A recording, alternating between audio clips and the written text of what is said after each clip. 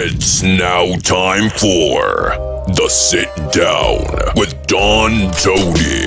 The Sit Down, where Don Tony talks one-on-one with his followers. What are you looking at? About the world of pro wrestling, pop culture, and so much more.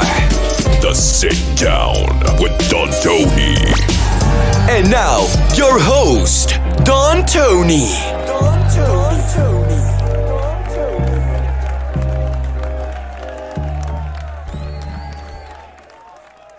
All right, we are live. How's it going, everyone? Hope you're having a great weekend. If you're checking this out on a Saturday or a Sunday. If later on, I hope everybody is doing well. Happy New Year. Can't believe that already half of January is over. This is The Sit Down. It is Sunday night, the 15th of January, 2023. I am Don Tony, as always, and I want to welcome you to tonight's show. For those that are new to Sunday nights, the format is simple. I literally show up with a blank sheet of paper, and everybody who is live, basically you choose what we talk about tonight. It could be wrestling, non-wrestling, whatever is on your mind. All I ask is that before your question, write in capital letters the word question so I could spot it a little bit quicker. If you have a comment that you want me to share with everyone, just type in capital letters the word comment. If you super chat, they're not required, but they are always appreciated, and they go to good use. You will always get VIP priority treatment and status. And yeah, I tell you, looking back at the last 7 days in the world of pro wrestling, as we say in Italian, minga. You believe all that shit that went down? You know what's really ridiculous about it? You know, a lot of people lied. And a lot of people knew that the information was wrong and went with it anyway. Do you notice the lack of apology? I mean, there are quite a few people who were on record that went with this and took advantage of all the, you know, the patrons, the super chats, the subscribers, the viewers, the hits, the likes, the Twitch streams, the cheers, whatever. I haven't seen anybody apologize, not one. I mean, you know, it's pretty awful. That's why I kind of I'm basking in our glory, because everything we've talked about, we've nailed. And yeah, you know, a few people sent me some interesting responses last night privately about my comment about Linda McMahon. Very, very silent right now. And her name is going to pop up sooner than you expect. So when that happens, we will talk about it. All right. Gruss is drinking some cherry limeade cider. That is awesome. I am actually I just ground some quick coffee. I don't remember a volcanic brand. I don't remember. Somebody gave it to me for Christmas. It's supposed to be really, really good coffee.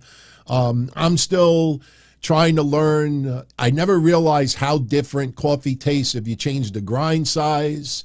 You know, if you put too many grams of coffee, if you brew it for an extra minute, it's kind of mind-boggling. I want to thank all of you who recommended a YouTuber by the name of James Hoffman. He's apparently a coffee extraordinaire with some funky-looking hair. I rhymed. I'm a poet, in case you didn't know it. And I've been binge-watching his channel. I learned so much in the last week about coffee, you know, and I'm pretty excited, yeah. And you know what? If shit happens and I become addicted to coffee, we'll be doing live streams at 3 o'clock in the morning. So, Austin Nance, a very popular question that keeps coming up to me. After this feud with Bray Wyatt, what's next for LA Knight? Most of the questions I've been asking is the opposite. What's next for Bray Wyatt? And, you know, obviously the feud with his inner thoughts is going to keep going. You know, they're giving little diversions on TV, which is great because that's what wrestling's supposed to be. You know, you're not supposed to know, you know, who committed murder with the candle in the library. You know, you're not supposed to know right away. You're supposed to think it might be this person, then it's not. That's why it kind of blew me away, the amount of people who were getting mad at Britt Baker because she called herself the boss. Let me make this clear. No one in AEW lied to the fans. And I tell you something else. I saw the quarter-hour ratings for this past Wednesday's Dynamite, and there was about a 90,000 viewer dip after the women's match. And people are immediately saying that, oh, people tuned in just to see if Mercedes was going to be on, and then they tuned away. Let me make this clear. With all due respect, I have no issue with any of you out there that were convinced Mercedes was going to be on Wednesday's Dynamite. But understand, not everybody bought. Not everybody bought it. Simple common sense about her deal with New Japan said it all. So, the excuse with the nosedive in the numbers is, oh, well, people, once they realize Mercedes, no, that's not the majority. The majority did not tune in because they thought Mercedes was going to be there. That's just people trying to cover their own asses or trying to cover up the fact that AEW had a viewership drop. Now, as far as LA Knight goes, man, your guess is as good as mine. Really. The interesting thing about it is Bray Wyatt is still considered a babyface. And LA Knight is a full-blown heel. But with this progression in the storyline, Bray Wyatt is doing heelish things. He's being manipulated. His mind is playing tricks on him. We're supposed to have a little bit of sympathy for him. Listen, if they debut that Uncle Harper character, Bray Wyatt will be even more considered as a babyface. For LA Knight, though, your guess is as good as mine. I mean, what is he going to do? Walk in the back, bump into someone, and someone cracks a joke that he couldn't get it done with Bray Wyatt, and then they just have a fight? That's what we used to call an Acme Insta-feud. Back in the 90s when I was doing the Hotline, that would be a feud that would happen many times, especially with the women of WWE back in the day. You'd have Tori Wilson walking in the back, and Dawn Marie cracks a joke to her like it's something stupid, and then coffee will be thrown in someone's face. Next thing you know, full-blown feud. So LA Knight, I have no idea. I have no idea. I almost feel like somebody is going to make fun of LA Knight or mock him for failing against Bray Wyatt, because obviously LA Knight is not going to overcome Bray Wyatt. But you know what? As I said 2 months ago, if you would have said to me that Bray Wyatt's first feud with a WWE superstar in his return would be LA Knight, I would have said, pass whatever you're smoking. Very interesting, very creative. And, they're very careful because LA Knight could talk. That motherfucker could talk. And, look, when Ricky Starks went toe-to-toe with MJF with the promo, it brought MJF down the size a little bit. And that's not a knock. That's not a knock. But, you realize that, hey, if you throw insults and you use expletives and you're not allowed to use in WWE, and you could say things that, stands and practices normally wouldn't allow, sure, anybody could, take their promos to the extra level.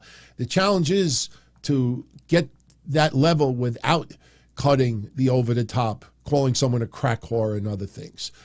But since they allow MJF to say it, I'm not complaining. So your guess is as good as mine. I think it's going to be a spur of the moment, bump into, crack an insult to LA Knight, something, and that's probably going to be his next feud. Lumbology says Starks is starting to lose some of his zingers on the mic, starting to get a little corny, at least for now. Well, look, even though Ricky Starks is prepared, ready, for this moment, he's still got to get used to it. I mean, let's be honest. I'm not comparing him to The Rock, even though some people feel like he dresses like old Rock. But even The Rock, when he started finding his groove in the Days of the Nation, he wasn't like completely polished and spectacular on the mic. I mean, that infamous night where Farouk was accusing WWF of racism. If any of you out there have never seen that promo, go seek it out. The Nation of Domination. Watch that promo. It's interesting because the Nation of Domination is in the ring with Vince McMahon, and Farouk is accusing the WWF of being racist. And when The Rock grabs the mic, you could feel that The Rock was not comfortable in that storyline. And The Rock kind of like downplays it and changes the subject. I always remember that. But The Rock wasn't even completely polished early on. Give Ricky Starks some time. Not everybody right off the gate. That's why I think they're doing a little bit too much with this Action Andretti. Like to see he runs down to the ring and he chases away 4 members of the JAS because he's Action Andretti. Okay, there's a little excitement. He's an unknown. You root for him. Hey, I gave a little background the night he debuted on Dynamite. He's a good guy.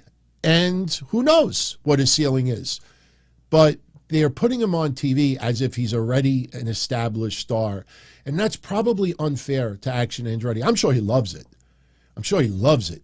But you could see the timing is not there.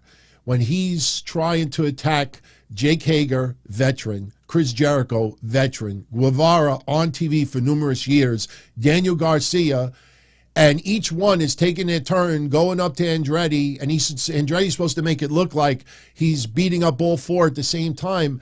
That guy's not used to it. He's not used to it, and it's glaring on TV, but people don't want to say anything. So, Indigo is in the house. What are my thoughts on modern wrestlers having too many falls after hitting a devastating move? I don't mind the 2 count, 2.5, 2 3/4. My only problem is some moves should be finishers, and that's it.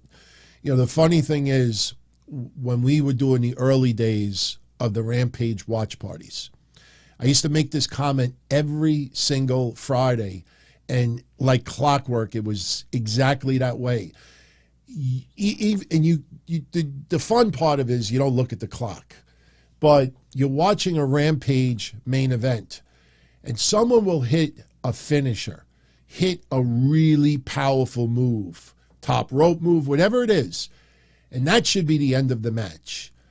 And every time you have Excalibur, no! Like the person kicks out, and every Rampage watch party would say, all right, here comes a kick out, and that should be where it ends. Look at when the Acclaimed, remember that night?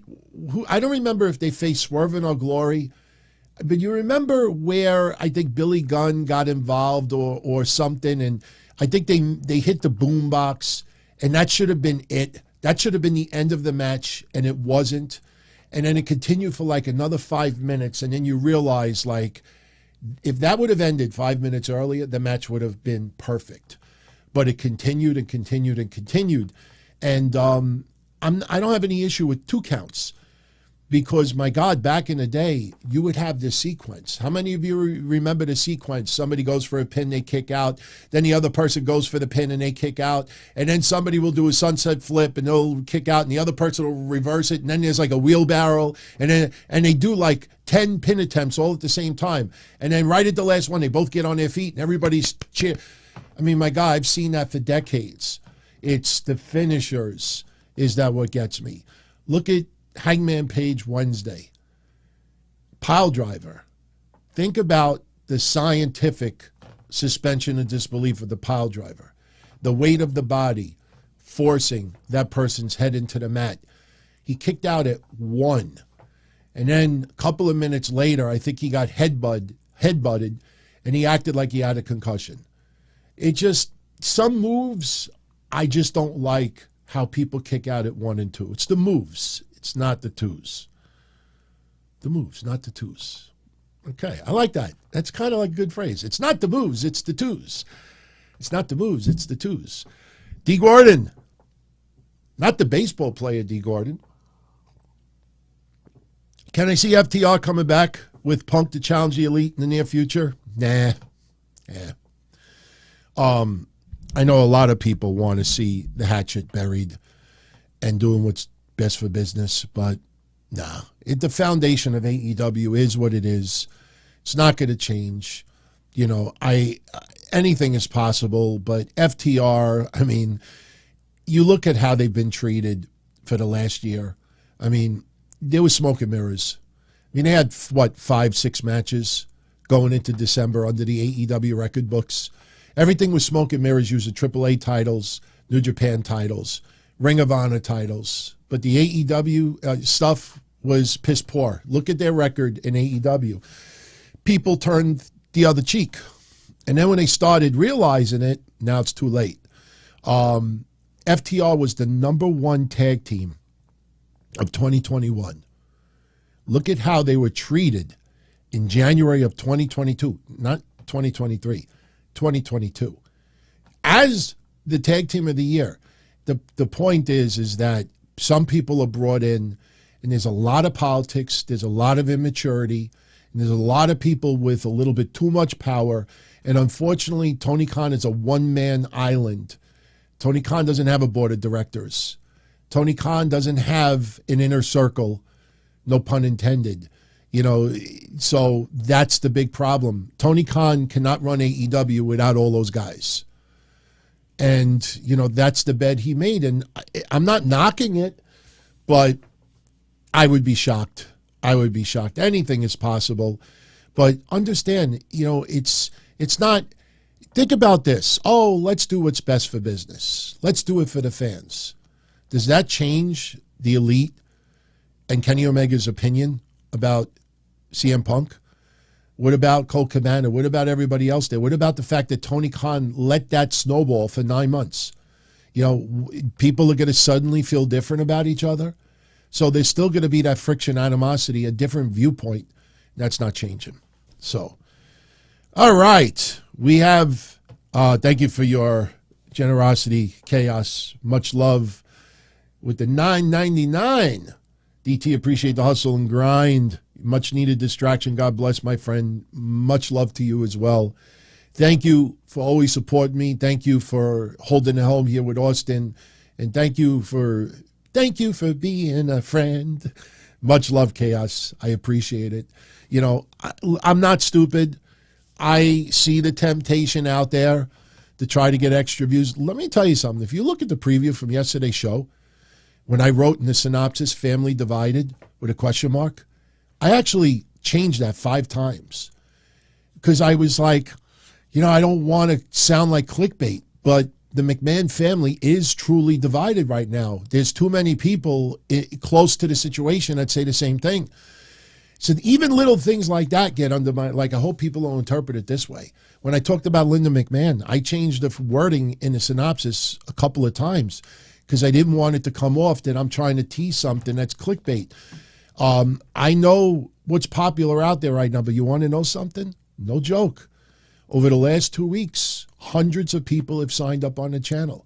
If you notice the last 10 days, I don't say hit the like button, subscribe, become a channel member, join our Patreon. All I say is if you like the show, if you like the channel, you know what to do. I don't need to tell you.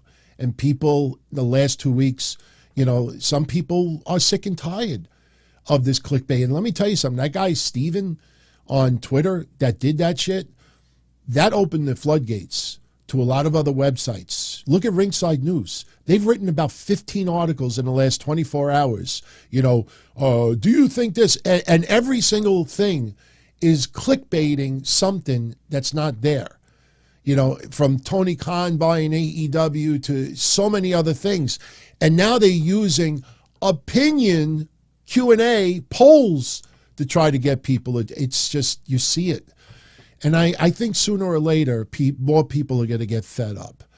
I think the Mercedes stuff pissed people off. The WWE sales stuff, I'm telling you, somebody's got to get investigated for that. That's almost to the level of fraud. Billion-dollar publicly traded company, you cannot make claims like that. I had a few people send me links to 5 different podcasters today that are now trying to make a claim that whoever leaked that WWE was sold to Saudi Arabia was done by WWE to expose a mole. My friends, that's criminal. It's a publicly traded company. If WWE intentionally put out a fake story just to pull out a mole, oh, hey, we found our mole. Brian Gerwitz, you're fired. I know he's not there, but my point is, yeah, and you go to jail because that could manipulate the stock market. You can't do that. But nobody uses common sense anymore. Because few people wrote about DT, what do you think of that? I'm like, that makes no sense. Yeah, but there's a mole in WWE. Yeah. And WWE put out a fake sale to try to expose the mole And that's not securities fraud? Why do you think when Mr. McMahon blew up in the limo, WWE had to make a statement almost immediately after? They had to tell the financial world, no, it's character that died. Because even though they're a soap opera, even though they're episodic television, WWE sales not a storyline. But when Mr. McMahon died in a limo, some idiots in the financial world thought it was real. They immediately had to issue a press release so it doesn't turn into fraud. If it manipulates the stock market, the stock goes down $30, what do you think is going to happen? Oh, shit. Jose, sell my stock. Vince fucking died in a limo. Sell my WWE stock right now. I don't care how much. Just sell it now. Sell. It's going to tank. And it's sold. And then somebody says, oh, no, it was storyline. Jose, get it back. Get it back. You think it's a return policy? There's no return policy. So, yeah, it's ridiculous. It's ridiculous what's going on. But I mean this from the bottom of my heart to each and every one of you out there who have said it. I appreciate all of you who are taking notice that everything we talk about is legit shit. No clickbait, no manipulation, no playing on people's emotions. And that means a lot to me because I'm not going out of my way and doing something that other people don't do. I'm just doing my thing. People are starting to take notice, and it's a good thing. Verse Pro just became a channel member. See what I mean? Verse Pro, welcome to the family. We got to throw this on the screen so there's some alerts. Do I look orange today? There we go. It's official. Verse Pro, welcome to the family. All right, we got a non-wrestling question. Non-wrestling question. This is from Lascelles Williams. Thank you for the 10 spot, buddy. Since I am a 70s baby, 1969, name my favorite TV show from the 70s, the 80s, the 90s, the 2000s, 2010s, and today. Whew. Well, 70s, Three's Company. No, because they were, well, when did that start? 1977? Yeah, Three's Company. You know why? Because I was a preteen and I found women like utterly like amazing. So you see that on TV. Even though, I actually had a crush on Janet when I was very, very young. I don't like blondes too much. It's just my preference. 70s, it was still too young, but I go with Three's Company. Although Charlie's Angels was a close second. The 80s, Miami Vice. The 80s, Miami Vice. The 90s, my first reaction would be Beavis and Butthead. Maybe Seinfeld. Those are two right off the bat. I mean, there's many others. The 2000s, Jesus. I got news for you, man. This is not a cop-out, but from like the 2000s on, there's nothing that hits me right away. I mean, what was that one with Larry David, Curb Your Enthusiasm? I like that. I like some of the crime shows, but 2010s and 2020s, I'm here. It's like pro wrestling, work, sleep, eat, and that's it. So 2010s and 2020s, probably pro wrestling, or I binge watch like Forensic Files and shit like that. So I don't have any favorites for like the last 20 years. That's kind of pathetic probably on my part. See, the reason why I don't put Family Guy on there, even though I love Family Guy, I didn't start watching Family Guy until about maybe like 7 years ago. When Family Guy came out 25 years ago, whatever it was, I tuned it in. And even though it had my kind of humor, I was like, this is awful. The fucking talking dog. I'm like, come on. It's like even the Jetsons dog didn't talk. Even Scooby-Doo. What is that? Scooby Snacks! That's all he would do. Like, I don't know. I didn't enjoy it. And then, I don't know, 7 years ago, it popped up like on Hulu or something. I said, let me watch it. And I was like, this is fucking great. And I've watched every episode since. So in real time, I wasn't watching it when it came out. So King of the Hill was good. There was a couple of good ones, but, Beavis and Butthead are my favorite. By the way, I got a couple of new posters for the background. I will put them up this week. The only problem is that I got to figure out what I'm going to do about the bobbleheads back there. But we're going to change the background a little bit. ECW will stay. ECW definitely will stay. So, all right, let's go back. Let's go back into the live chat for questions. Did I pee today, Dream? Yes, I peed. Yes, I peed. Rocky Red with a comment. Buffalo, New York was on one today in the NFL playoffs, and the dream is still alive for Tony Khan to win the championship. Let me tell you something. I did not comment on the Jaguars game yesterday, but I tell you, in the last 24 hours, a lot of people on social media should be embarrassed for two topics: the Jacksonville Jaguars and the women's street fight on Rampage. What was more cringe about people really going out of their way about Ruby Soho with the crimson mask and Anna Jay going through the table and missing it? You know, when I saw that table spot with Willow and Anna Jay, you know what I thought of immediately? I thought of when Bubba Ray powerbombed, I think it was Mae Young off the stage. And he did it also in the ring, and I think he did it to Moolah as well. And there was a couple of times, I think even with Stacy Keibler, where Bubba Ray's ass landed on the table, and they were in front of the table. And, you know, nobody complained at that time. I mean, if you hear Anna Jay is injured, then you say something. But you don't know if it was padded at all. But what was worse about the criticism, and I made my viewpoint clear, why I didn't like the blood. Because these women are better than that.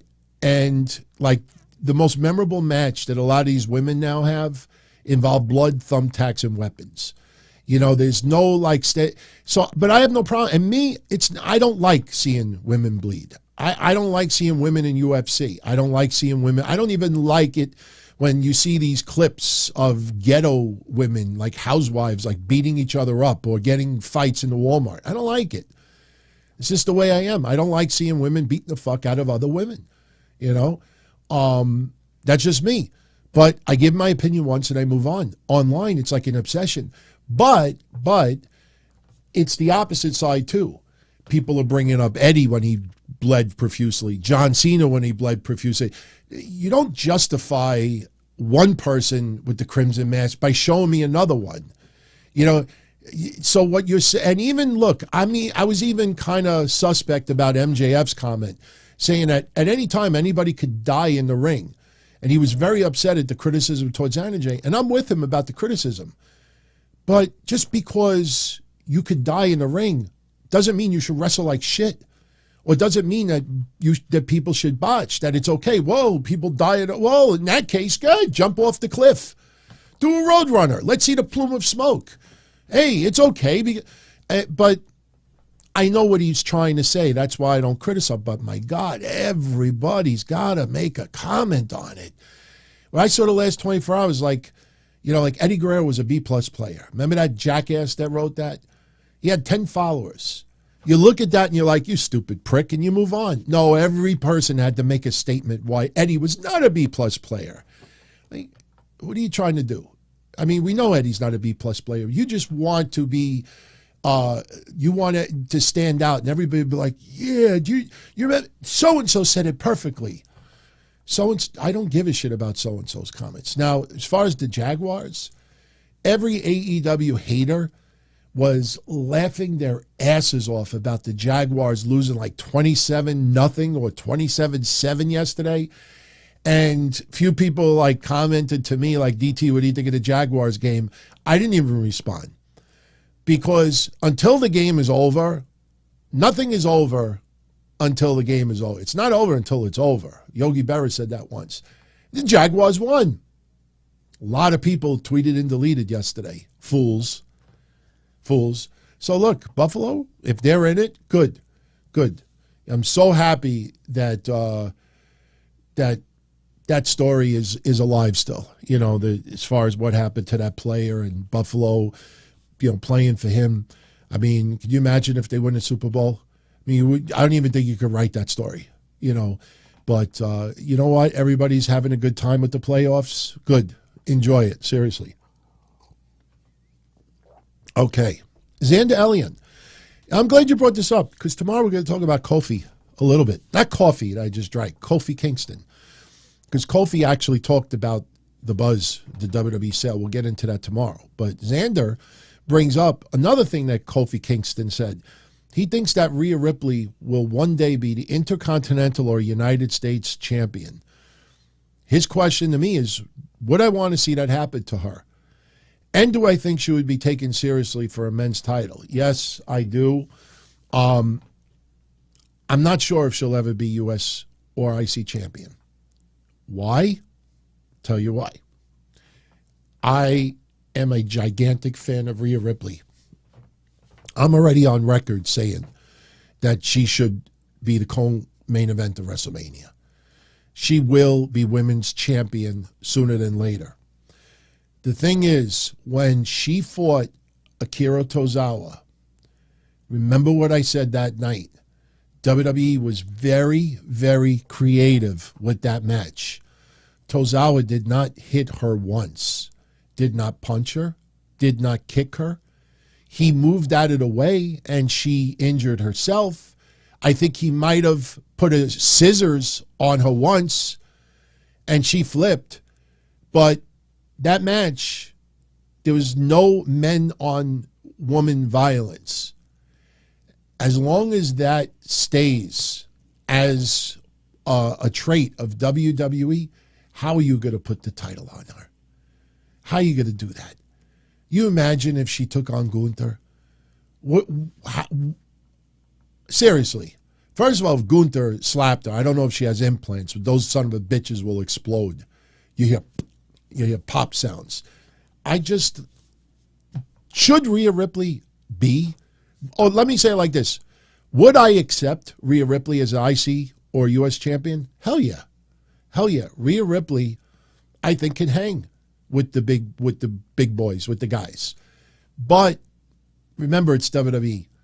And remember that match with Tozawa. When we see a match where a man and a woman exchange fisticuffs multiple times, then I will say, yes, I can see that happening. Right now, I say I don't see it happening because WWE will not, as of right now, will not allow a man to physically, repeatedly assault a woman. And if she wins a championship like that, under those guidelines, her run is going to suck and suck bad. Merrick Sharmer is in the house. Podcasters, journalists, rather have WWE fail than AEW succeed. They were saying AEW would put WWE out of business, not just now, but before they debuted. That's their target audience, the clowns online. Don't pay attention to the clowns. Vince McMahon comes back. WWE value goes up $1 billion. Stock market goes up $20. Everybody in the financial world thinks it's a great thing. And meanwhile, podcasters and wrestling news sites are the ones telling you that WWE is dead. Now, I'm worried. I'm worried if it's sold. I'm worried if it's sold. I don't know what pro wrestling is going to look like 5 years from now. But keep your emotion in your back pocket, unless you're an opiner. A lot of podcasters express opinions. They have every right to. If someone feels WWE is doomed, that's their opinion. I'm not going to knock that. But people reporting it as facts, that's where I have the problem. And yes, be careful what you wish for. Be careful what you wish for. Listen, I don't think any of us are complaining about Roman Reigns' run as unified champion. But you remember that thumbnail that I put out there like 2 years ago? And it had Bobby Lashley, Kofi Kingston, and someone else on the front with heavyweight championships. And I said, be careful what you wish for. Because if Roman Reigns has a stranglehold as unified champion, how's anyone else going to win a heavyweight title? Meanwhile, 2 years go by, and some wrestlers that might have been primed to win a heavyweight title did not get that shot. So, it's an emotional statement, that they want doom and gloom for WWE. What happens if AEW is the only big boy in town down the line? If AEW was the standard bearer as far as pro wrestling goes, they would be drawing a hell of a lot more viewers. Ring of Honor Club would not be, the number of subscribers that you could probably have at somebody's communion party. Ticket sales would not be what they are. You gross $100 million in revenue. That's nice. A fucking shirt is $52. I got this ballsy email from Pro Wrestling Tees the other day. AEW clearance. Any of you get that email? AEW clearance. T-shirts clearance. I clicked on it. I said, hey, if I could get, like when WWE does a clearance, shirts are like $5, $7. I'm like, hey, I'll pick up a shirt, even if I just wear it around the house. I go and I click on the clearance. I'm sure they probably put it on their Twitter too. Click on it. You know what they're thinking of clearances? $29.99. My fucking shirts are $20, regular price. I make $1 on them. I'm not comparing me to AEW. They think clearance is $29.99. And if you're a big boy, you got to pay another, $350? And if you want premium, you don't want cheap quality, you just want normal size quality, you're still paying $40-something. That's clearance. Yeah, I could make a shitload of money and then I overcharge everyone. Sooner or later, people are like, hey, I spent too much money already. Yeah, go look it up. The clearance was ridiculous. All right. Let's get more questions. Yeah, their stuff is a little too overpriced. I remember the autograph photos. They were selling, like the cheapest autograph photo was like $250. I'm like, God, hey, if anybody wants to pay it, by all means, seriously. All right. Oh, God. Benjamin, I apologize. You're not going to like my answer. Isn't the David Guetta and BB Rexa remix of Blue an odd choice for Raw 30? Oh, okay. I know it. Oh, da da da dee da da da da da da da da. I hated that song when it came out, and I'm into dance music. I don't like that song. It's an interesting song to go to. 30 years of Raw is 1993 to now. So, hey, I still can't get that fucking Pitbull song out of my head. Well, what does it say? Like, blah, blah, but I feel good. I don't know about you, but I feel good. I fucking hate that song. But I understand why they played it. Yeah, it is an interesting choice. Like, of all the songs that are available, you would think maybe like just playing some old school WWF theme music. That was a weird. When I read your question at first, I'm like, I don't know these hip hop artists. But then I saw Blue and I'm like, okay, I remember that song now. I don't give a shit about George Santos, Charlie Conway. He apparently lied, got himself in office, political question. If he lied like he did, he should not be in office. That's my honest opinion on it. All right. Xander says BB Rexa. Is that how you pronounce the name? Rexa is a delight for the eyes and ears. I will go seek her out. I will seek her out. By the way, did you see what happened with that plane today in Nepal? Oh, that was fucking awful. Did you see the video? You got to be careful because some people were clickbaiting and they were posting old video of other planes. For those that don't know, a plane was flying over Nepal and there was like 70 people on board and a couple of, I think, Indian passengers were live streaming in the plane. And they were just, the video's about maybe like a minute long, but they're live streaming. And the next thing you know, the camera starts shaking, you hear screams. And then all of a sudden you hear like literally like an accident, destruction, and you see just nothing but flames on your screen. Fucking plane crashed. And they live streamed. And I mean, that is, I watched that and I just was this is why I don't like flying. If anybody knows me, I mean, when I went on my honeymoon, I had to take Valium in order to, I took 2 Valium there and 2 Valium back. My doctor prescribed me 4 Valiums for that. I don't like flying. Ever since September 11th, I avoid flying. I could have managed a couple of wrestling indie shows in Florida, and I passed them up because I didn't want to fly. One show I was going to do with Low Life Louis Ramos, and we were going to take Amtrak. This was probably about 10 years ago, And he and I were looking online about Amtrak. We're like, oh, we'll get Amtrak. We'll sleep in the thing. We'll go to Florida 3 days. And I backed out. So I couldn't get the time off. But I watched that today. It's unsettling. It's unsettling. You realize, like, even if you survive the crash, I mean, it's the fuel and the flames, I think, that, when they tell you put your head between your legs, I mean, I'm not trying to make light of this, but you watch a video like that, and listen, the reason why they tell you to take certain precautions is because they're not expecting the worst scenario. If you have turbulence or something, it's a rough landing, they want you not to be injured. That's why they do that. But if you know you're going down, fuck putting my head between my legs.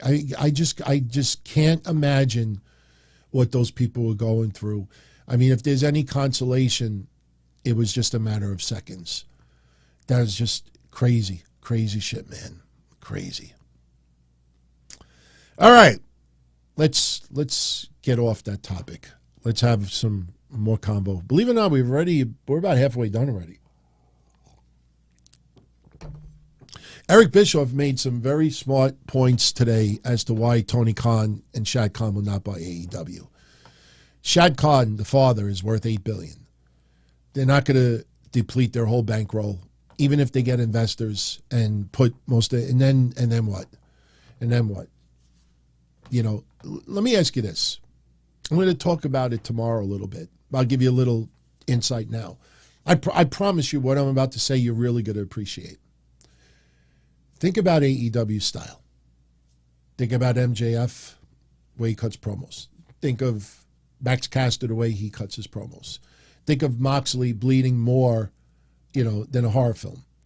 The street fights, the violence.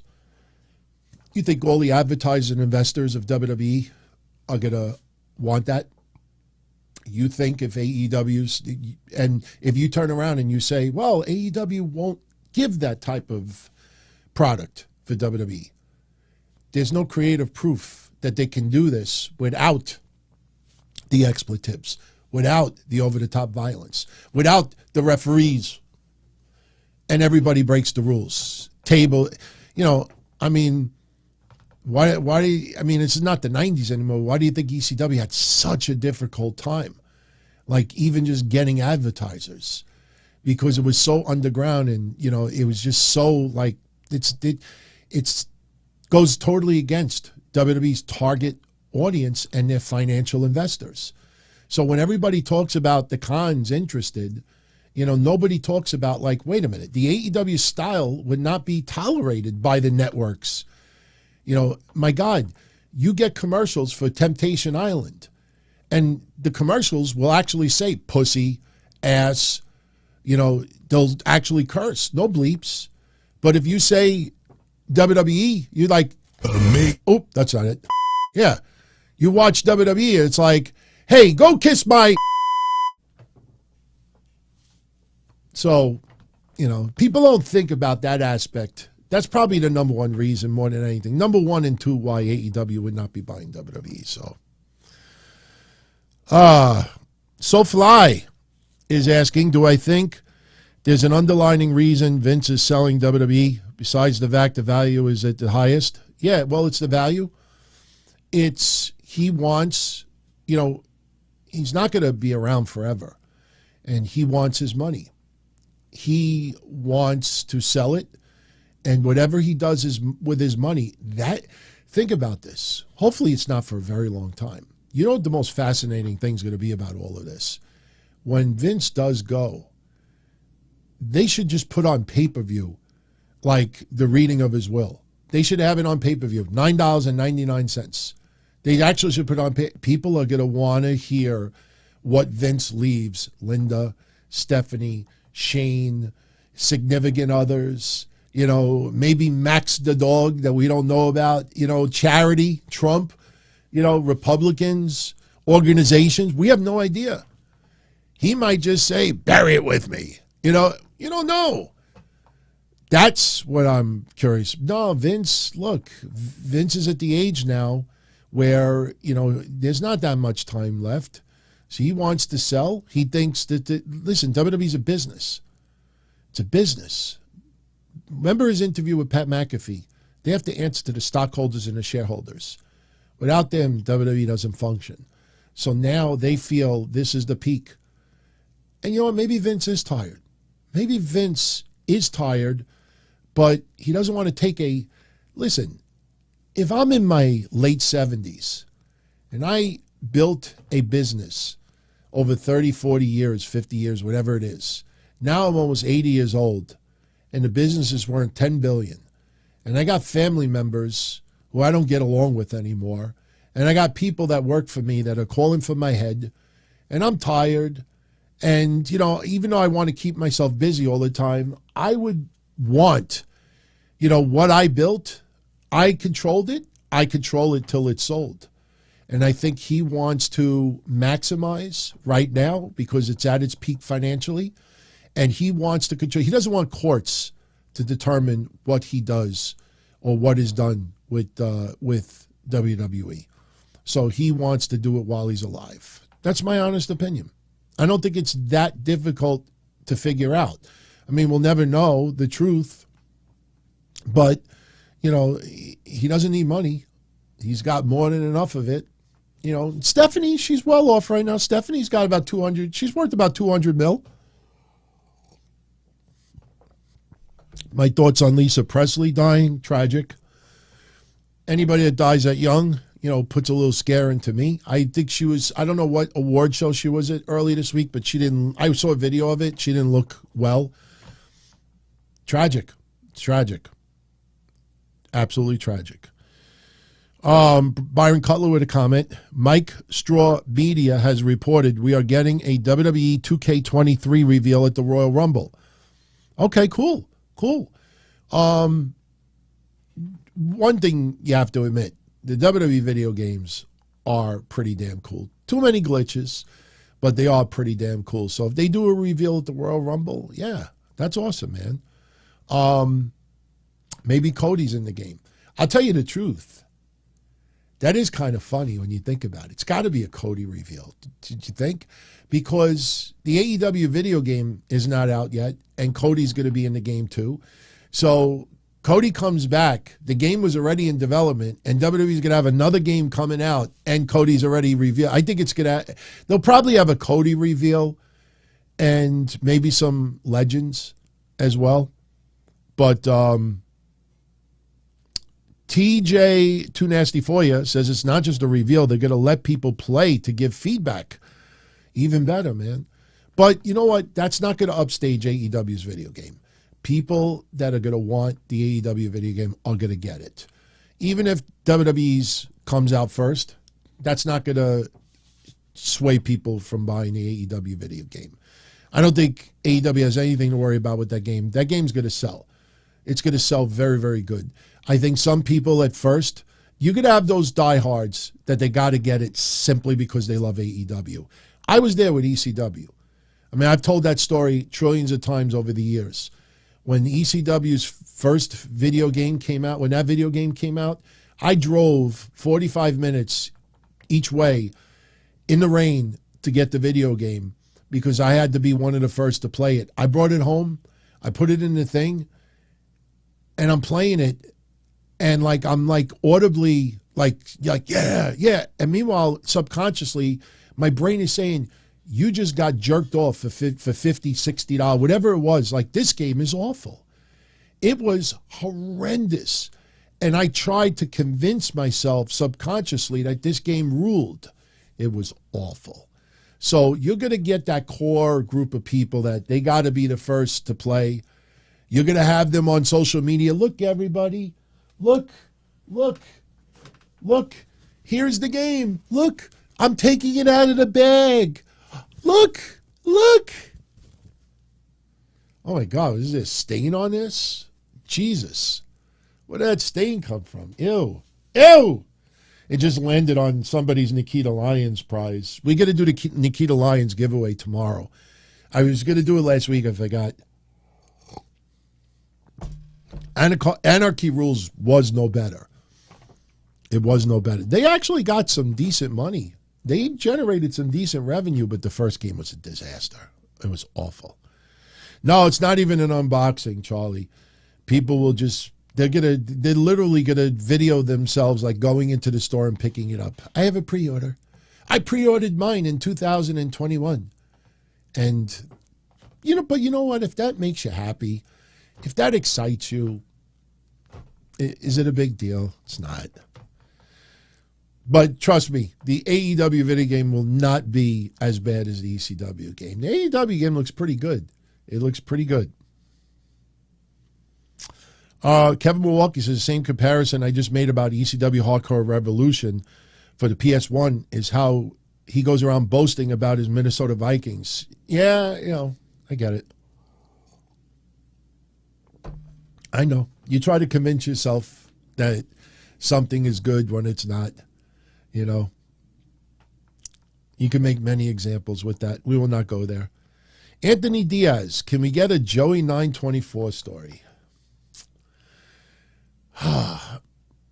You know what? I will say something nice.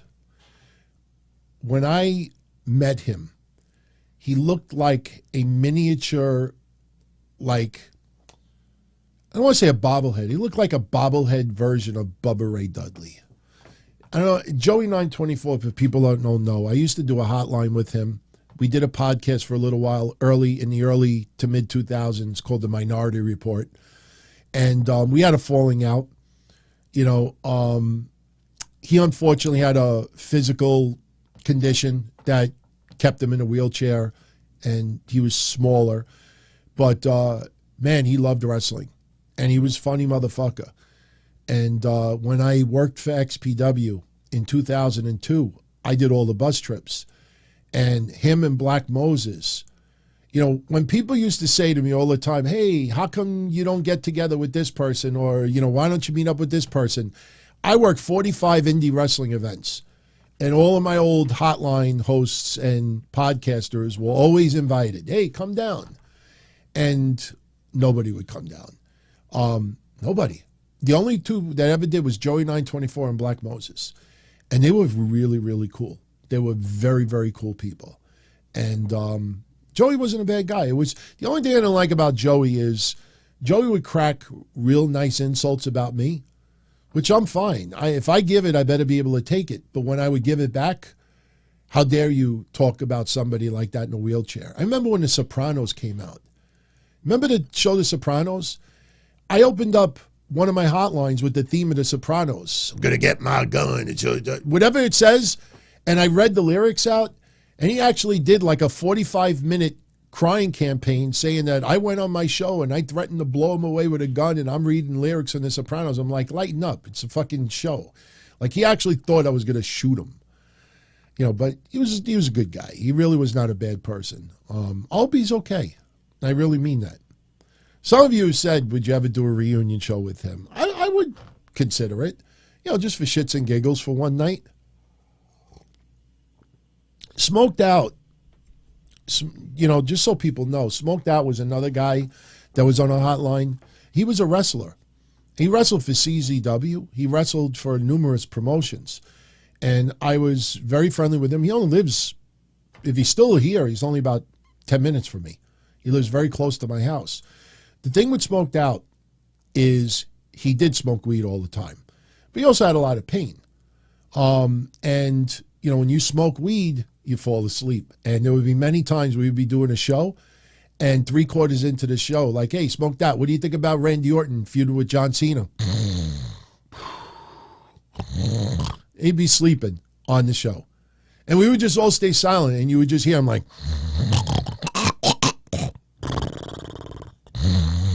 Don Tony's number one. I wish I was Don Tony. That's why I wish we did video back then. It would have been funny if we were doing video and he was out like a light. But he was good people. Listen, I enjoyed those times. I mean, I had a blast with the Minority Report back in the day. The Blackhearts was a little bit more, though, because doing that right in the midst of working for XPW and then doing a little bit of stuff with Frank Goodman, being able to talk about that stuff was a lot of fun, man. I can't believe it's that long. It blows my mind that it's been that long. Even a Minority Report, the first Minority Report we did, I think, was in 2003. So it's 20 years already. It's a long time. Michael Gonzalez, overall thoughts on the Mets offseason. Not much has changed in the last couple of weeks. I love their 1-2. I wish Jacob deGrom would have stood, but, I don't think we're going to have that much of a problem. I think as long as their idea of having two closers, I think that could be game changer more than anything else. The Carlos Correa stuff, is a mess. But, I love Buck Showalter. I love his attitude. I love his style. He fits in perfectly. I think they have a legit chance of winning this year. I really do. But the Correa deal was, was a mess. It was a mess. I don't sell a Blackheart shirt anymore. The thing is, when we started selling those shirts, and it's more than 20 years ago, we started selling them in 2000. Like you all online, you go to like Spreadshirt or you go to Redbubble, like stores like that to get shirts. 23 years ago, you didn't have that many shirt stores, and you didn't have ones that really where you could design. So literally when we did it, like we went into the shirt store and they have all these logos and symbols, and we saw a skull. And it's like, wait, what does the skull have to do with us? Like we wanted hearts. We wanted four aces. In fact, you want to know something? I have a picture somewhere. When Timmy Arson died 8 years ago, the ECW zombie that you all know and love, when he died 8 years ago, I sent flowers to his funeral. And I sent 4 aces. I have a picture of it somewhere. 4 aces, black roses. And they were all ace of hearts. 4 aces of hearts, black roses. That's what we wanted on the shirt originally. If you saw this man, actually, you know what? Here, I do have this one here. Let me see if I can find it. If the Smash the Marks, let me see if I can pull it up quick. I should be, yeah, here it is. Okay, here, look. This is the back of our, oh, wow, I actually do have both here. Okay, look. That was a shirt from 23 years ago. When we went on the website, we were just looking at logos and we saw the fist. And we were like, oh, that looks like the Smackdown fist. We're like, what are we going to do with a fist?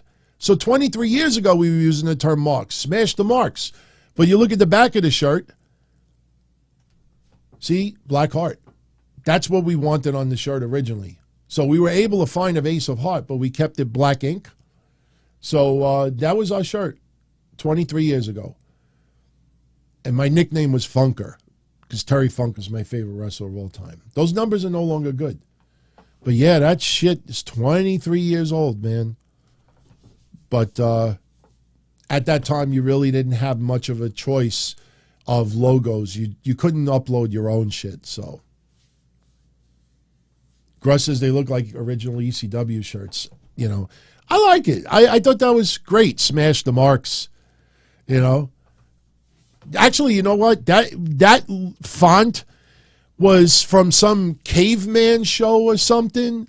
There was some cartoon that had that font. That's why I used that font. I don't remember what it was. It wasn't the Flintstones, but there's like a cartoon or a caveman show. I don't know why I'm thinking caveman, but that's where I got that font from.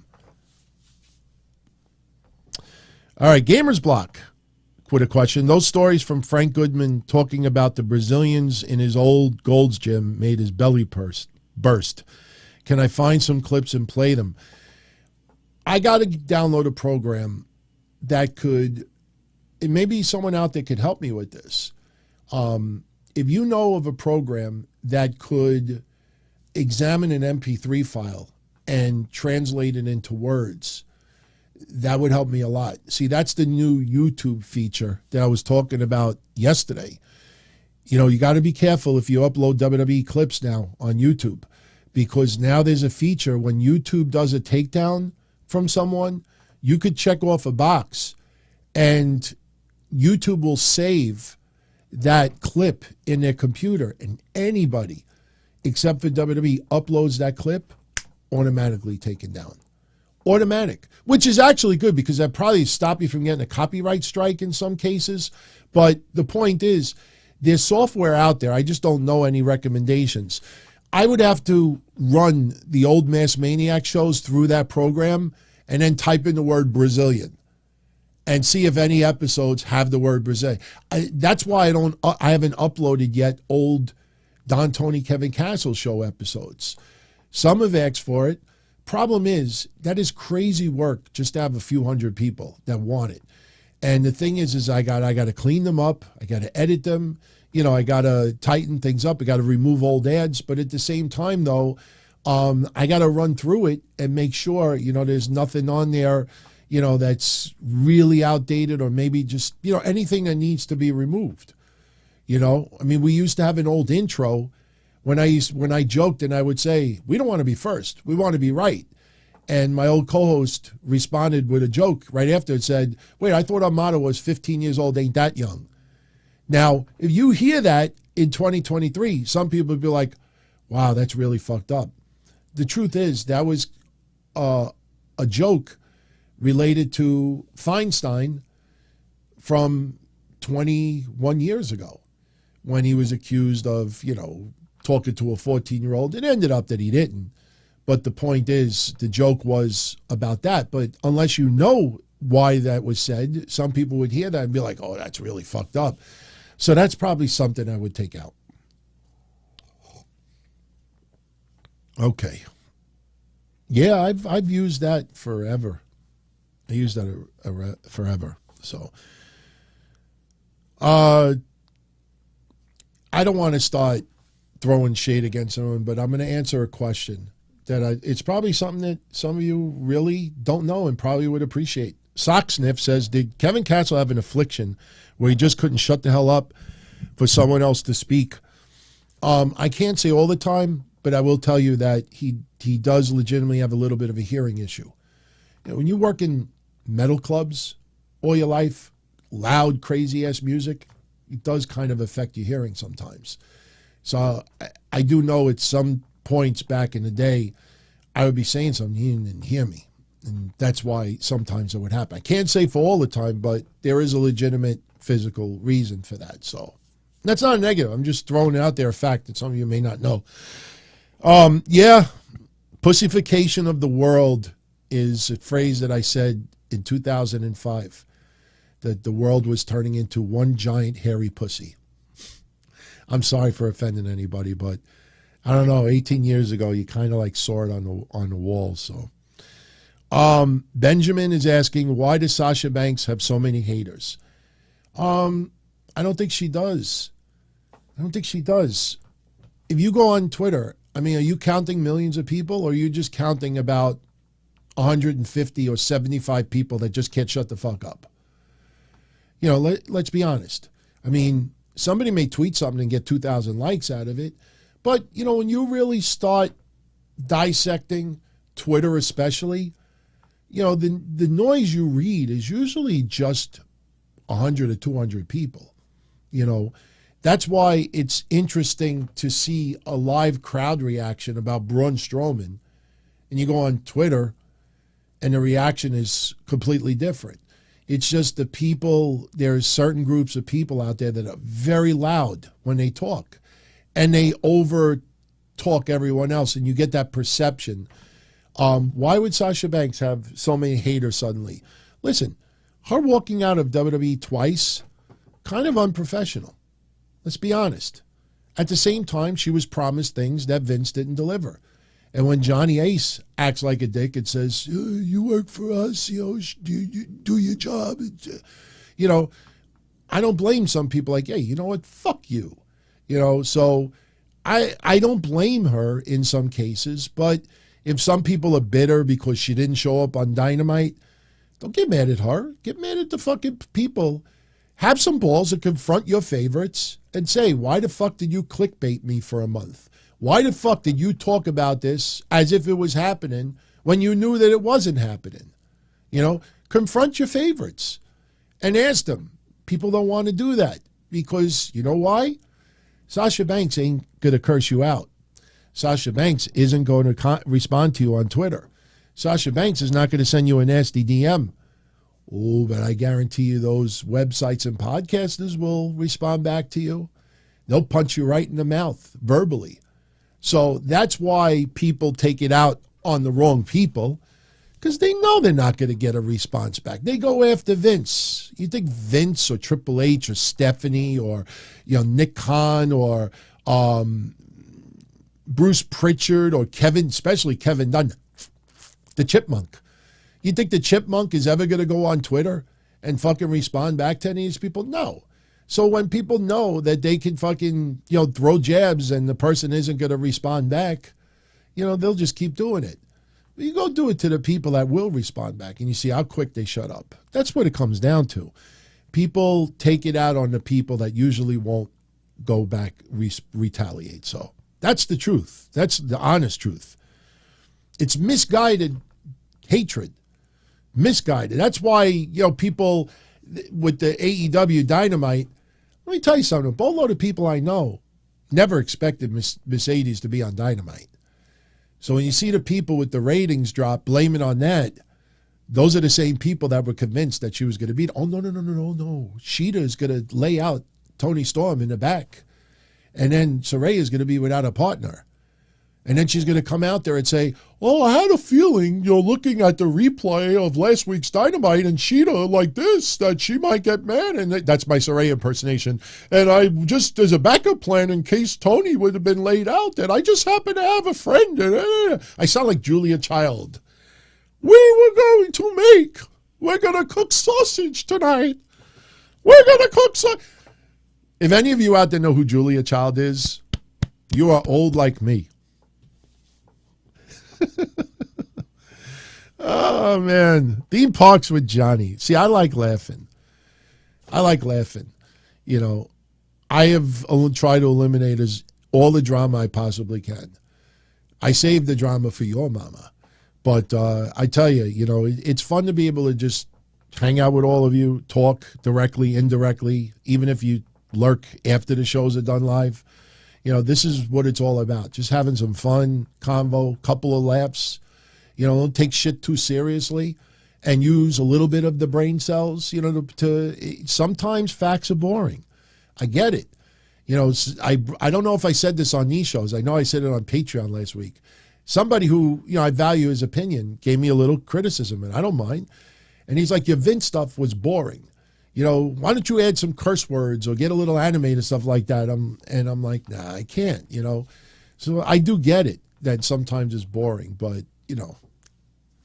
I just try to have fun over here. No drama. Let those people, burn amongst themselves. What did Johnny have to say? First of all, thank you for the 10 spot. Thank you for your generosity. And I do appreciate you. I appreciate that. He says, I'm so glad that I'm on. I wanted to make a prediction that may not happen, but kind of turn into one. Maybe sausage. Jay White will be at the Rumble. I feel he's not signing a contract until after the Rumble. I'm going to reveal something now. I swear I will never do another show again if I'm lying to you. No joke. When I go to sleep at night, I leave YouTube on. And lately, I listen to Cornette a little bit. I watch coffee videos, a little bit of crime stuff, a little gangster stuff, mafia stuff. But what happens is when I go to sleep, I could be watching coffee.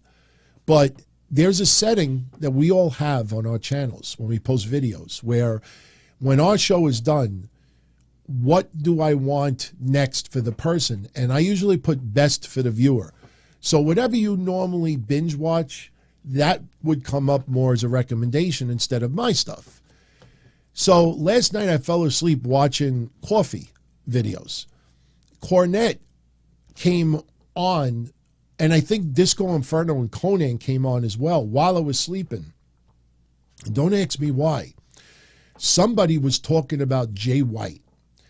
And I legitimately, honestly, had a dream overnight that I was hanging out at an indie event with a whole bunch of wrestlers, a couple of friends of mine, and somebody said, did you hear what happened to Jay White? And I said, no. It's like, he fucking died. I was like, what? I don't know I don't know where it came from. I don't know. I must have subconsciously heard somebody in the background talking about Jay White. Popped up in my dream. Trust me, I've never dreamt about Jay White in the past. Never dreamt about him wrestling, me going to an event, watching him wrestle. Never dreamt about him wrestling me. Never dreamt him in that way. Never dreamt that, but that came up yesterday. I woke up, I was like, did I hear something while I was sleeping? I actually looked online to see, if he was okay. He was okay. I do not see Jay White in the Royal Rumble. I don't think it's about giving the pop to the WWE Universe. Let's be honest.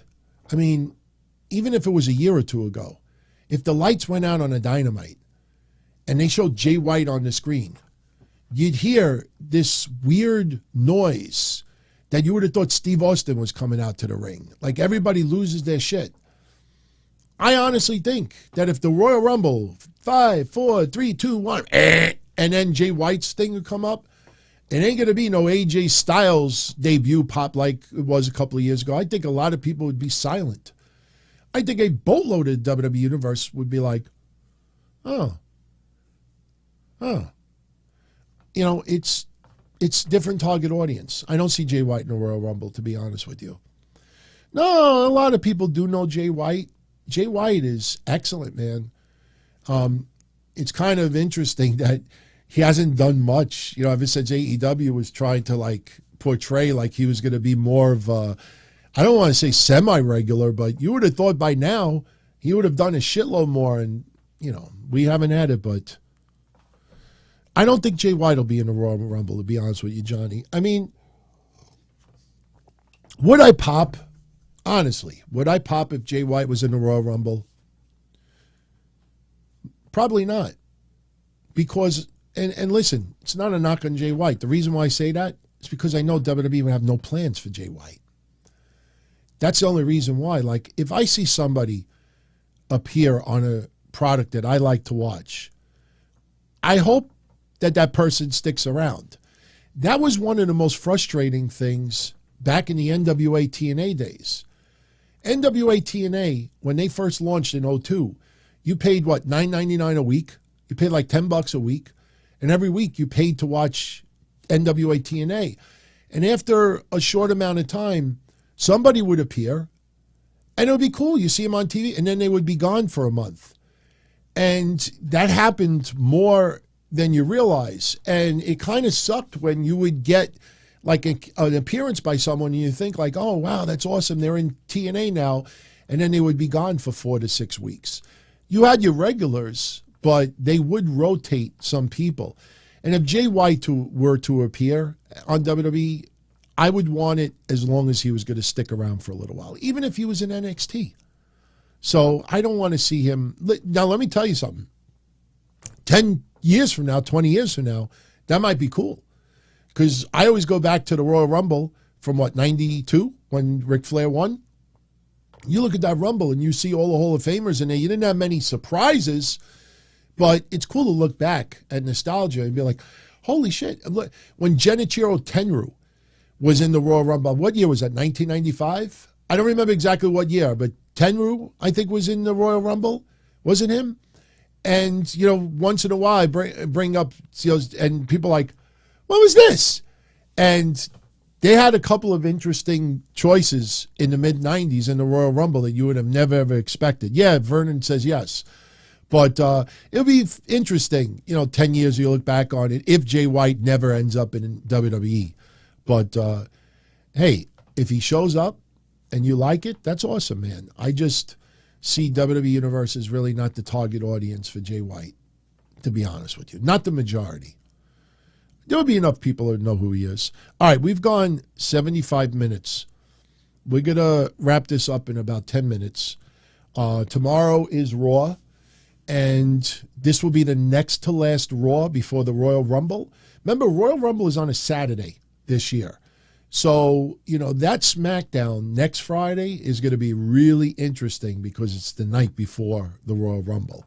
I would not be surprised if Sheamus and, they're going to do the tournament. Maybe not necessarily SmackDown, but I would not be surprised if we see some form of a title match next week on either Raw and or SmackDown, because not everybody's going to be able to defend it. A lot of people are not going to be defending their championships at the Royal Rumble. So to try to cover it up, we'll probably see somebody have a match. That's why even Charlotte Flair, Sonya Deville, I'm not convinced that they're going to have a match at the Royal Rumble. First of all, I think you bet the farm Charlotte ain't losing that championship anytime soon.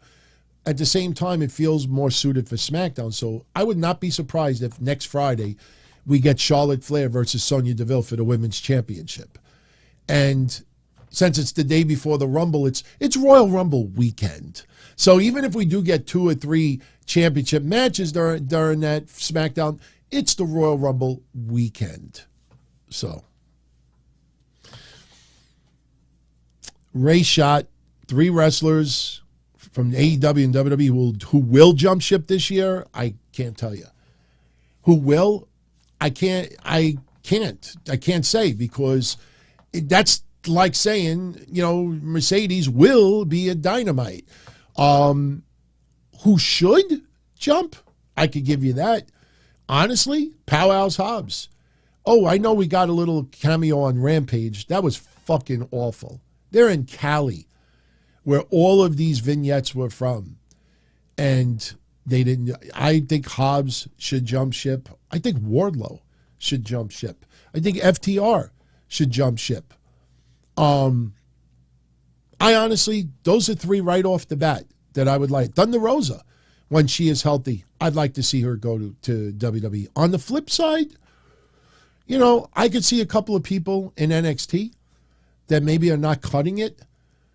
You could possibly see go to AEW. On the main roster, just because someone is gone, like I said yesterday, I don't think the Viking Raiders survive 2023 with WWE unless something happens on TV that totally changes my view on them. It's just not clicking. Something is off. It's not clicking. But do they immediately go to AEW? I'm not so sure about that. So I could see them possibly. I could see 1 or 2 women, exiting. I think Emma, I know she's back and I'm happy she's back, but I have really been disappointed in the way WWE's used her. What the hell? Forgive me, everyone. Did you hear that? I have my Bluetooth connected to my cell phone. I apologize. Yeah, I have customers that call me up on Sundays, believe it or not. My ringtone is set for Mario Brothers whenever a customer calls me up. When it's a family member or it's Tanya, I get a different thing. If it's an unknown, it gives me like Twilight Zone sound effect. So yeah, I had my Bluetooth still connected. So what you heard was, oh shit! I got something for you. We're going to start wrapping this up. I got a story for you. I can't tell it yet. I promise you, the reason I give you, you will totally understand. I got into a verbal, I don't want to say a war. I got into a verbal spat on the phone on Friday with a relative of a former WWE 24/7 champion. I can't say who it is yet. I can't say why, but let's just say that this person did one of my family members dirty. And I begged my family member, please let me call this person. Please let me call this person. If anybody remembers the Chase Chronicles, if anybody remembers how I get into it, dirty with people, I wanted to confront this person. And I did a little digging about this person, and this person ends up being a very, very close relative of a former WWE 24/7 champion. Let's just say, I don't want to say what the relationship is, but I'll give you a little hint. They probably lived in the same house back when they were growing up. So that'll give you an idea. Anyway, I got into it on the phone with this person Friday. I recorded the whole conversation. And I told the person that if you don't clear this shit up, then I'm going to fucking go online. I said, maybe it won't do nothing, but I'm going to tell everyone the dirtbag shit that you did. And then the person agreed to clear it up. And then I said to the person, I said, listen, I said, I didn't say anything publicly yet, but if you want, I'll be more than happy to go on my show, give you a shout out and tell everyone, hey, you know, I had a little problem. This person fixed it for me and you might want to use them in the future. His answer to me was, don't plug us. Don't mention my name. Don't act like we don't ever talk that existed. This guy was so pissed off at me. And I can't play it yet because the issue is not officially 100% resolved. Once I know it's 100% resolved and this person can't change his mind, then I'm going to share it with you. But it is a very close relative of a former WWE 24/7 champion. And this guy was a dick. I was a dick too. But you'll appreciate the conversation. It's worth the popcorn, I promise you. All right, before we get out of here, I see that Xander Elian with a generous 10 spot. DT, thank you for all we do, all that I do. I wouldn't feel right shamelessly plugging his Twitch gaming stream at Hollow Nightly without giving thanks to the Podfather. Hey, I appreciate the 10 spot, my friend, but your extended family here, you could plug your Twitch channel. That goes for all of you out there. If you're a regular here, you got a YouTube channel or you got a Twitch page or something streaming that you want to let everybody know about, all I ask is don't flood the channel. And don't start posting other people's shit. You know, they don't post my shit. You know what I mean? I'm not going to, I would never ban anybody. But, you know, if you got like a little Twitch, you say, hey, man, I'm going to go on Twitch after this, or I'm going on Discord. If anybody wants to stop by, it's fine. It's fine. If you're, especially if you're a subscriber or a channel member, either way, you're part of the family. Don't worry about it. So, all right. One other thing before we go. Definitely worth bringing up. The Q&A. We uploaded one Thursday, and I checked my email yesterday, and there was like 15 new questions, and they were all about the WWE sale and everything like that. Now, we keep these Q&A mailbags tight. You know, not too many questions, you know, within less than an hour or so, right around there. And because so many came in so quickly, I decided that the next Q&A mailbag is going to be this Thursday. Not next Thursday, but this Thursday, the 19th of January. So if you want to be part of this next mailbag, go to the community section on YouTube, or you can email me, dontony@dontony.com, and get me your question by Wednesday. And, you know, just keep it simple, you know, so we could definitely get it in there. And otherwise, it'll be on the next mailbag. So we're going to do another one this Thursday. It's only going to be about an hour long, maybe 45 minutes. But it seems like everybody's really enjoying these shorter ones because it's like 10, 15 questions. You see the topics. If nothing interests you, you don't tune in. But, yeah, so this Thursday is going to be the next one. Yeah, if the Viking Raiders were to show up in AEW, yeah, they could probably call themselves the War Raiders. Absolutely. You know what's interesting? You know, WWE Universe actually reacts to the Viking Raiders. They really do. It just, for me, I just feel like something massively is missing with them.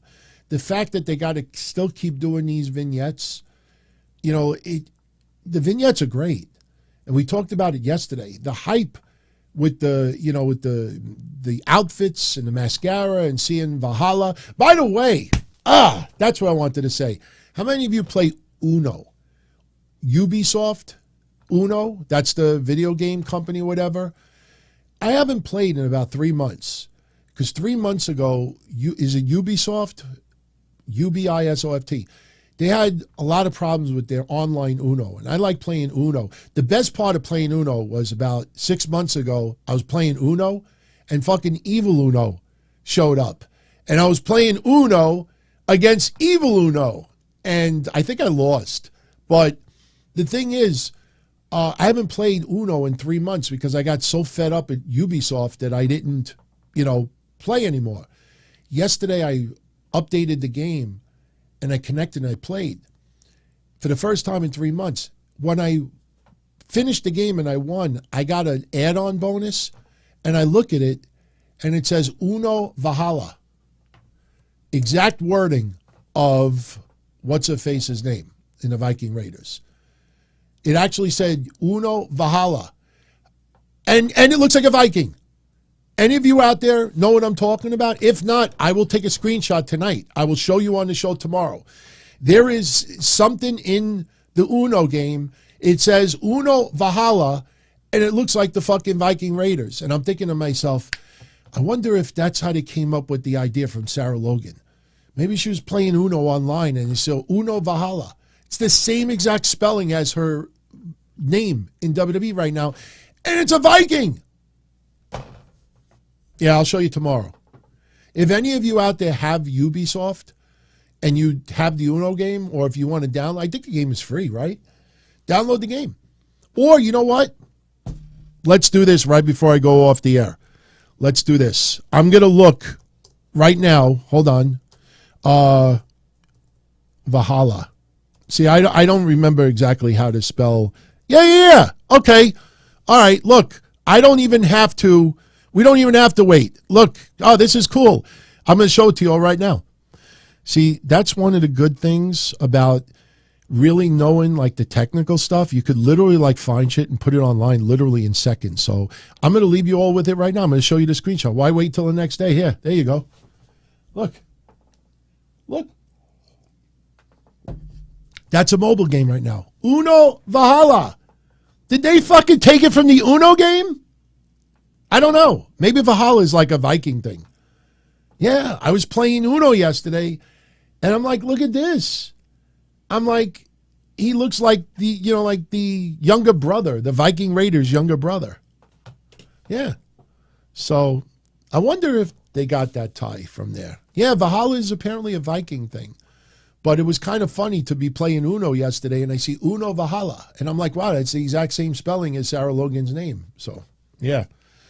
Soulfly says Valhalla means heaven for the Viking warriors. Shouldn't it be the opposite? Shouldn't it be hell? I mean, I know what people are going to say. No, why would you wish hell for the Viking Raiders? But the Viking Raiders are supposed to be evil. Like, it shouldn't be heaven. It shouldn't be reward. It should be revenge. It should be anger. I don't know. I like her look. I like the vignettes. But maybe it's just they don't have the right tag team opponents for them. We had the New Day. Didn't work. They brought him in NXT for a short period of time. Didn't work. They're going to take on Sheamus and Drew McIntyre next week. Even if they beat Sheamus and Drew, does it feel like, oh, they're getting a push? No, it doesn't feel like that at all. Like, who do they feud with where people start getting into it? I don't want Legado against them. I certainly don't want Hit Row against them. It's like there's nobody for them to feud. So, yeah, I don't think they survive 2023. I feel bad to say that, but I just don't think they have the opponents. And I don't know if AEW is even... I think the Viking Raiders would be best suited in Japan. I think the Viking Raiders would fucking kill it in Japan. I mean, maybe they feud with the Good Brothers? How long does that last, though? I think they would kill it in Japan. All right, everybody. I'm going to jet out of here. If you enjoyed the show, you know what to do. I want to thank you, as always, for the support. If you have any comments, any follow-up questions, you could post it in the comment section. I'll be on tonight answering comments. I did a whole bunch yesterday. I'll definitely do more tonight. And I hope you could join me Monday after Raw. We'll definitely talk about Raw. We'll definitely talk a little bit more about this WWE stuff. I want to get into Kofi's comments. And as I said, it's sausage, but it's really common sense. Triple H is meeting with the WWE roster tomorrow. And he will remind the roster what's going on. And again, as I said yesterday, and I'll bring it up again tomorrow, this WWE sale discussion, we've all talked about it for the last 3 years. So everybody knew sooner or later this day was going to come. So it's not like shocking out of nowhere. I'm sure people were not expecting Vince back, but, it's almost like common sense looking back on it. He has 83% voting power. He has all these shares. Why would he not be involved in the sale or an M&A, which nobody seems to be talking about yet? Is the word sale just a clickbait word? Because nobody wants to talk about merger and acquisition. And I think that's more of a chance than a flat-out WWE sale. And if it ends up being a merger and acquisition, maybe it's just boring to say it like that. I think WWE sale is the catch, All right. Oh, God, don't mention Young Rock. Did you see clips from Young Rock? Like we see the Attitude Era now with The Undertaker and the Triple H. I'm not going to post pictures now. Maybe I'll bring it up tomorrow. Whoever's playing Triple H, he looks like if Tyler Breeze went on FaceApp. Have you seen the FaceApp with Ice-T and Edge? It's hilarious. Ice-T posted it on his Twitter account last week. Somebody did a FaceApp mixing Ice-T's face with Edge. It's fucking funny. But Young Rock, especially that Triple H wrestler, he looks like somebody who went on FaceApp and put his face on a Triple H clone. I mean, it just doesn't look, something looks unnatural about it. I don't know, but pretty wild to see, what they settled for in some of those characters. It is interesting also to see the WWE logo, even though it's still technically WWF at the time. I mean, I know why they have to do that, but, I don't know. Do you all like Young Rock? I mean, before we go, chat room, just write thumbs up or thumbs down or yes or no.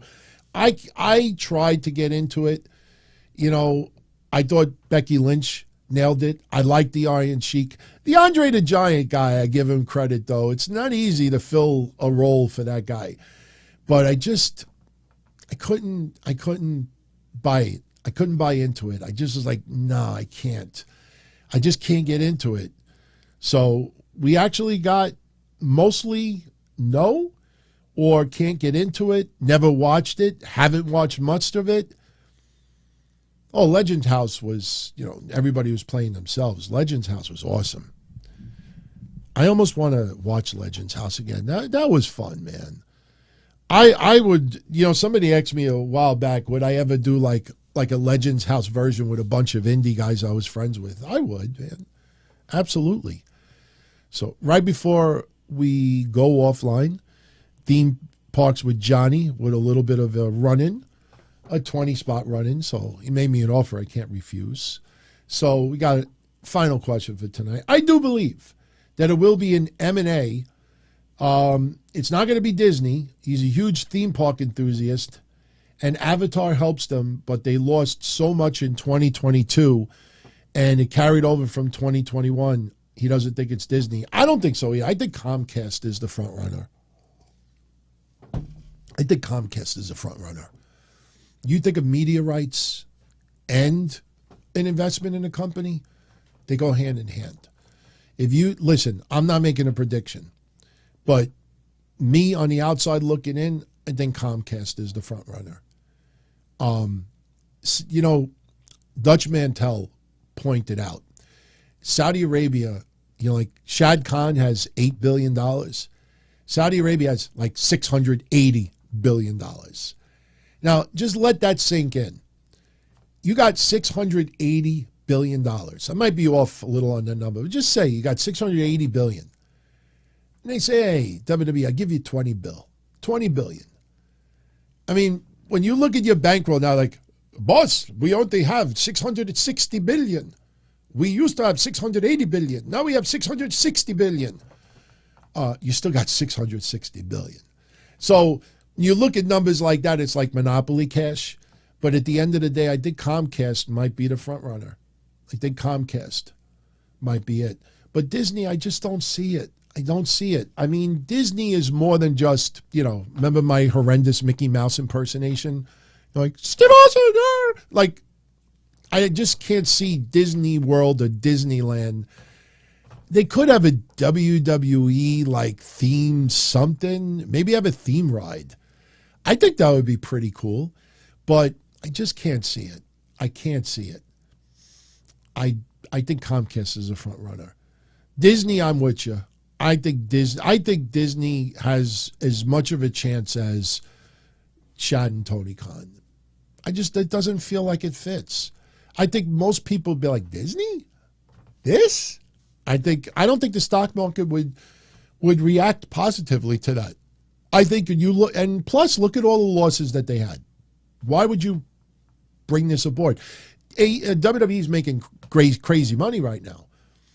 And maybe Disney says, look, you keep running it, you keep doing your thing, keep doing this and that. Still, at the end of the day, if it's owned by Disney, Disney has the final say in major decisions. I still don't think the stock market would welcome that. I think if a real strong rumor comes out that Disney may be the front runner, I bet you that stock drops $5 to $10 a share, like that. May not, but I just can't see Disney as a good purchaser of WWE. Comcast just gives me the vibe that Comcast would say, all right, let's let the wrestling people who know wrestling take care of the wrestling side of things. And we'll take care of the media rights and other things like that. It just sounds like it makes more sense.